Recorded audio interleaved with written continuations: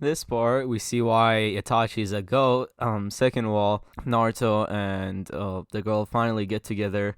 Also, Jirai gets bashed on by Minato for being a bad person. Let's get into it. Roll the intro.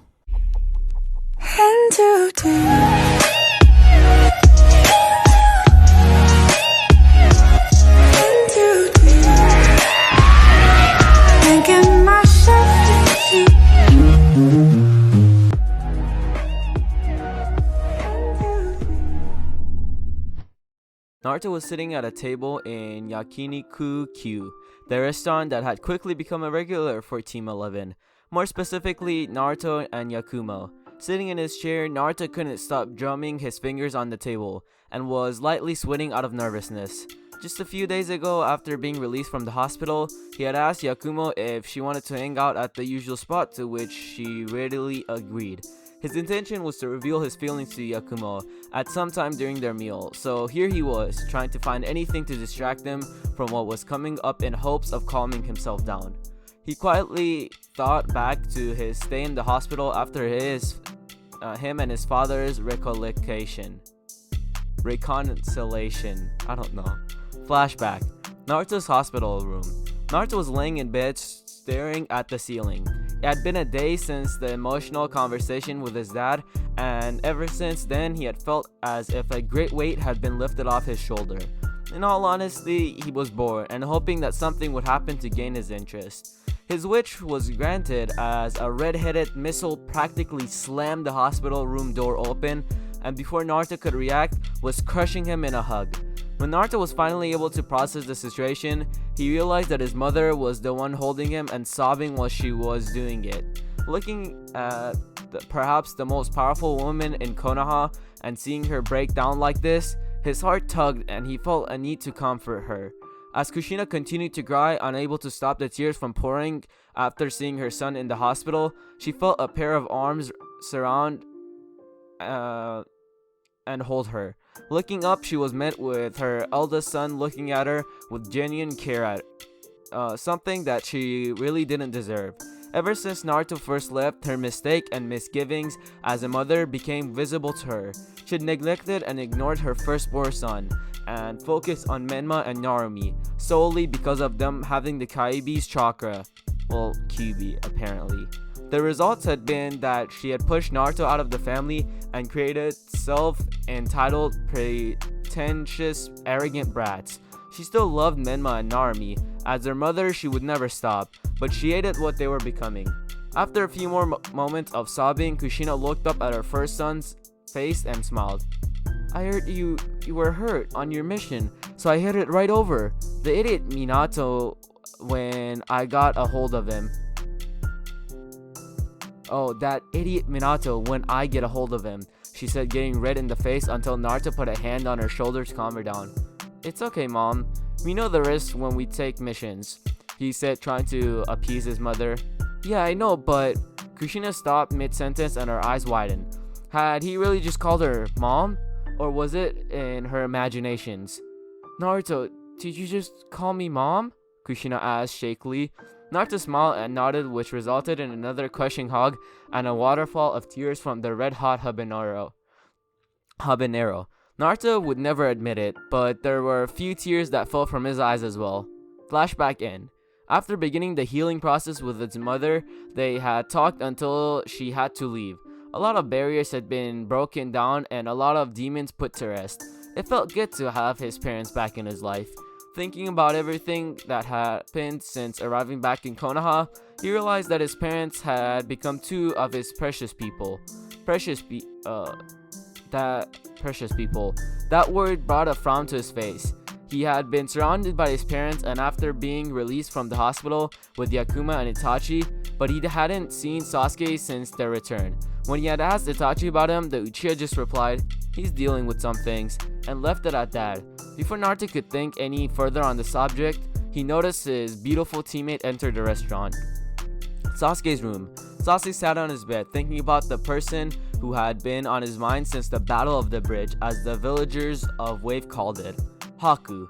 He hadn't known how to feel about her death. Sasuke was heartbroken that she had died, and because of him no less.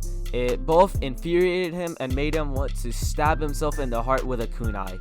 Before the battle, Sasuke had been planning to let Haku stay with him and his family, but that had been taken away by pathetic mercenaries who were only able to get the better of him due to attacking in such a mass amount. It wasn't until after the battle that Sasuke realized how much he truly cared for Haku. The multitude of dead men that day was a proof of that. As Sasuke continued to think back on the mission, his thoughts drifted to Naruto. There had been times when Sasuke wanted to beat Naruto within an inch of his life. He was their leader, their strongest member, and he had abandoned them. He may have taken action in a wave if not for two reasons. One, Naruto would kick his butt even as injured as Naruto was. Two, he knew Naruto always did what was best for the team. Sasuke's thoughts were interrupted by the opening of his door. He was surprised to see that the visitor was not his mother for once, but his brother. Itachi entered the room and sat next to his brother in silence for a few minutes. The Uchiha prodigy wasn't great at conversation, but he could see that his brother was in pain and needed someone to be there for him. Sasuke, I know that you're in pain, but the only way that you will recover is if you open up. You've been in here since you got out of the hospital, and it's starting to worry Mother. It's starting to worry me as well, brother. So let me in and tell me what's wrong, Itachi pleaded. Sasuke took a moment before answering. During our mission, we picked up a girl named Haku. She was the girl that was living by me on the bridge when you arrived. Laying by me, he said, gaining a look of recognition from his brother. During the bridge construction, me and her became close. I even offered to let her stay here since we were bringing her back and she wouldn't have anywhere to stay. She died because of me. She died protecting me. She died before I could even tell her how I felt about her. If I had been stronger or more alert, then she would have still be alive, but I wasn't, and now she's dead. I keep thinking of how I could have protected her, and one consistent factor keeps coming up. If Naruto hadn't abandoned Yakumo and we would have slaughtered those insects, and Haku would still be alive, the Genin finished, clenching his fist so hard that blood began to run from his hands. Looking at his little brother and seeing the look on his eyes of pure hatred, Itachi knew that he had to let Sasuke know why Naruto wasn't there. Sasuke, after Naruto woke up in the hospital, I spoke to him about the mission. The reason he left the bridge was because he knew that the swordman of Gato was part of Gato's army and was way more powerful. He made the decision to get him away from the battle, trying to keep you and Yakumo safe. When he fought the swordman, he lost badly. This revelation made Sasuke's eyes go wide. I have never seen a swordman with as much skill or potential as Naruto, and he has yet to reveal his full power. That being said, for someone to beat him in a duel, much less do it without breaking a sweat, worries even me. If not for him taking the swordsman away from the bridge and that very swordsman showing mercy, you would all be dead, Itachi finished. Throughout the story, Sasuke's eyes had gotten wider and wider. Beating Naruto in a duel was unheard of. He saw how effortlessly Naruto killed Zabuza, an A-ranked missing ninja firsthand.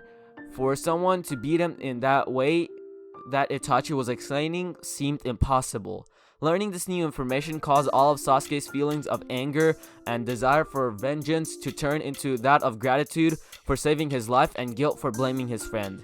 Upon seeing the look of anger on Sasuke's face disappear, Itachi smiled and stood up from the bed. As he started to leave, he stopped at the door.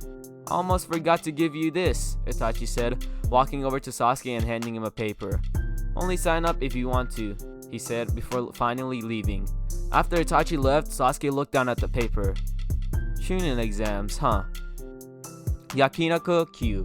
Naruto and Yakumo were laughing at a story about Naruto's first time using a sword. As the laughter died down, Naruto gained a somewhat serious look on his face and looked into Yakumo's eyes.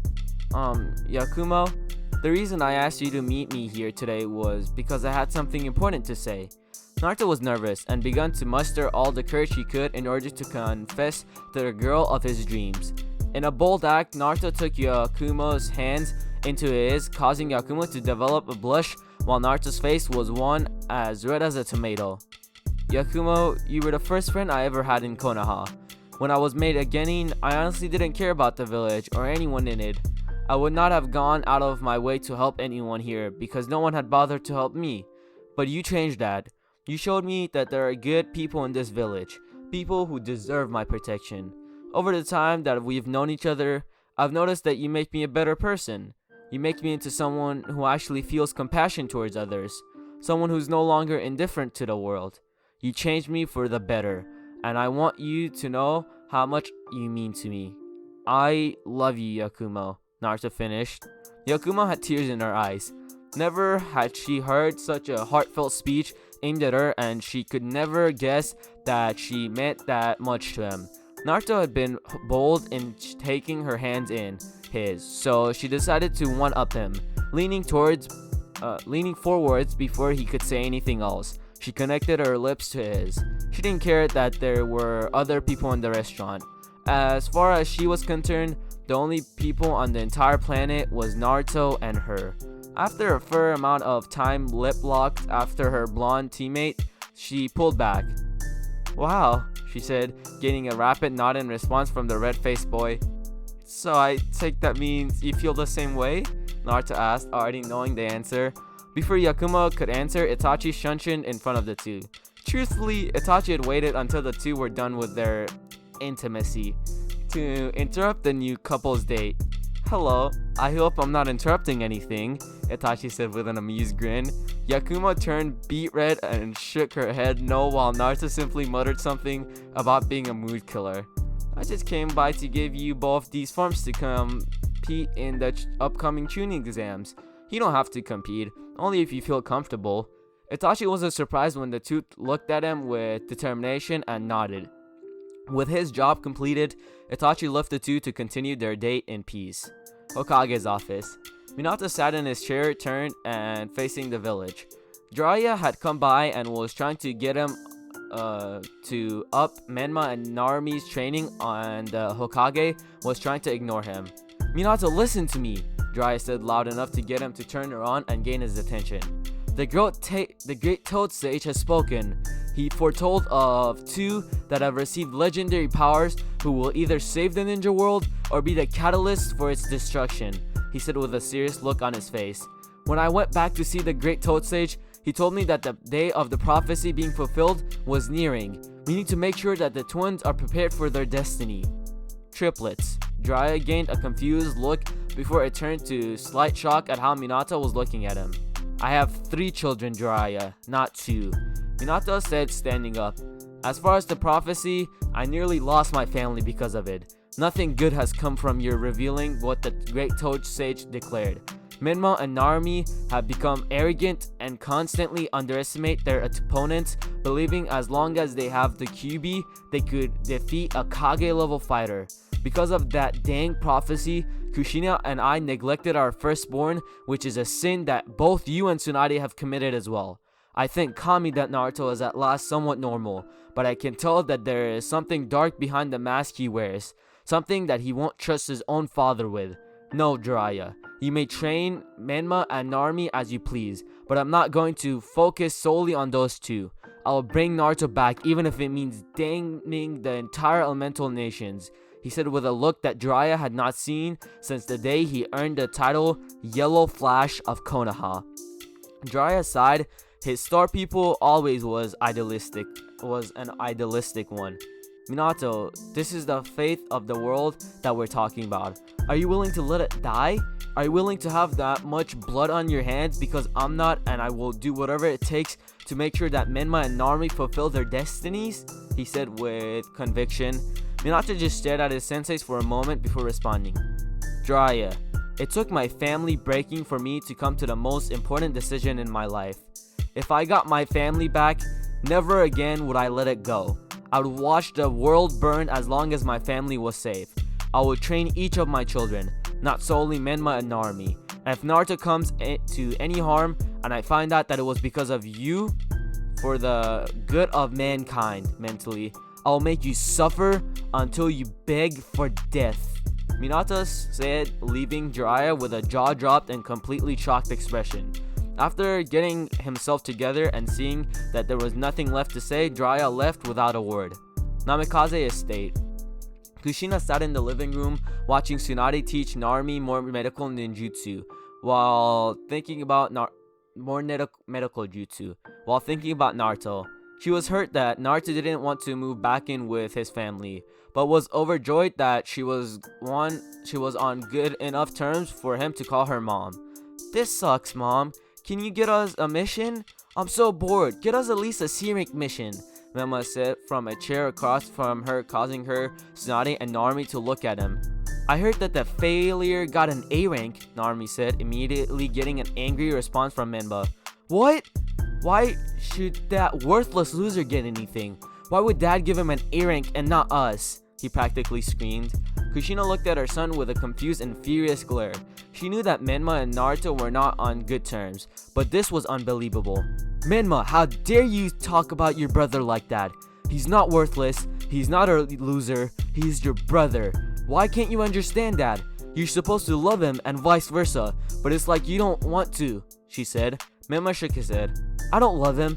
I won't treat him as my brother. He's nothing but a weak blight on our family's name. He's just a disgrace, and the fact that we share the same blood is insulting enough as it is," he said before storming off to his room upstairs and leaving Kushina and Tsunade open-mouthed.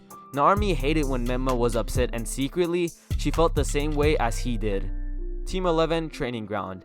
Naruto sat on the ground, letting the light of the moon shine over him. It had been a good day. After his and Yakumo's date, the two had found Sasuke and tracked down Itachi to tell him that they were entering the Chunin exams. Itachi's response was a simple smirk and a nod. After the three hung out and trained at the training ground, Yakumo worked on a new genjutsu ideas while Naruto and Sasuke trained by sparring each other in taijutsu. Sasuke didn't use ninjutsu in the spars for two reasons. The first was that he wanted a fair fight, and Naruto didn't have a very big arsenal of ninjutsu. Second was that if he used ninjutsu, Naruto would have used his sword, which was not something he wanted to face. He and Yakumo were happy that they were able to hang out with him. They had both been worried about his mental state from the wave mission, but after today, he seemed fine. Before Naruto could go any deeper into thought, he felt a warm sensation in his bicep coming from his hidden summoning tattoo. His curiosity of the feeling of the tattoo was interrupted by the forming of mist and a large creature rising from the mist. When the mist cleared, Naruto squinted his eyes to get a better look at the creature before his face lit up in recognition. "Levis?" Naruto asked, and received a nod from the serpent that now was coiled around itself in the field. "What are you doing here?" Naruto asked curiously. Levis lowered his head as much as he could to try and speak to Naruto on eye level. It didn't work. "Naruto, my father and I believe that something powerful is coming and coming soon. That being said, my father wants to teach you how to summon him," Levis said. Naruto gained a confused look on his face. "But I already know how to summon him," he said, getting a shake of the head from Levis. "No, you never summoned my father before. To summon him in water is no small feat. It takes an enormous amount of power, and if not done correctly, can have horrible effects on the body. Summoning any of the serpents on land takes significantly more chakra and puts a great strain on the body. We feel that you need to be able to summon us both easily on the water and be able to summon us on land. So that means that you will have to undergo a brief training period with us to prepare yourself," Levis finished. Naruto thought deeply on the subject before agreeing. As the summoner of the water serpent, he was all in on this. He needed the training if it led to him being able to summon the serpent at will. "Will I be leaving Konoha?" he asked. Levis nodded. "Yes. You'll come with me to my homeland, and when you have completed your training, you will return to Konoha," Levis explained. Naruto nodded, before a question popped into his head. "What about my team and my parents? I'm pretty sure that leaving without a word will have some serious consequences," he said, causing Levis to simply nod.